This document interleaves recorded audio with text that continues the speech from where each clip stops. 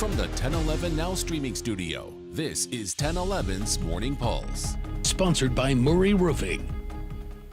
Good morning, this is Craig Allison with your Morning Pulse for Thursday, April 24th. Our first story this morning, Governor Pillen signed an executive order yesterday to suspend all burn permits across the state following the massive Plum Creek fire in Brown County. Emergency declarations were also made aimed at providing resources to fight this fire and drought. Scorching around 7,000 acres burned, emergency managers say around 50,000 gallons of water have been dropped on the fire, which actually began as a prescribed burn by Nebraska Game and Parks.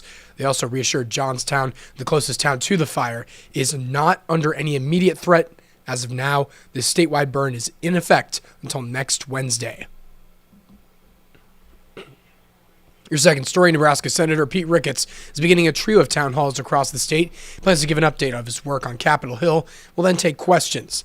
At 11 o'clock this morning, Kearney will be his first stop at the Yunes Conference Center. Then tomorrow, he makes two stops. First at the Valentine Sale Barn at 10 a.m., Scott Bluff to break at the UNL Panhandle Research Extension and Education Center at 2 o'clock Mountain Time. Third story, a story all too familiar with eastern Nebraska. Americans lost more than $16 billion to online scams last year. According to the FBI's 2024 Internet Crime Report, there were nearly 860,000 reports of suspected cyber crimes. Top three were phishing scams, extortion, and personal data breaches. These losses exceeded $6.5 billion alone, and three states, California, Texas, and Florida, reported the most incidents. Fourth story, Lincoln Mayor Lyrian Gaylor Bayard will join community representatives in unveiling a new area designed for performance. Space is designed for rehearsals, recordings, performing, as well as an education space located near 14th and N Streets. We'll be following the press conference at 3 this afternoon, so stick with us for more.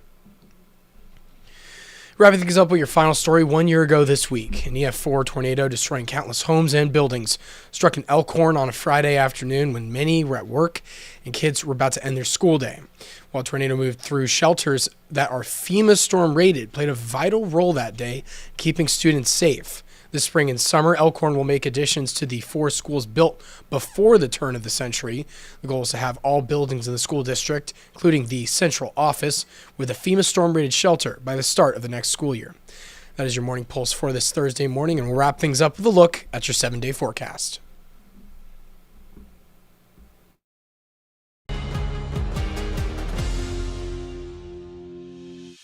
You've been listening to 1011's Morning Pulse.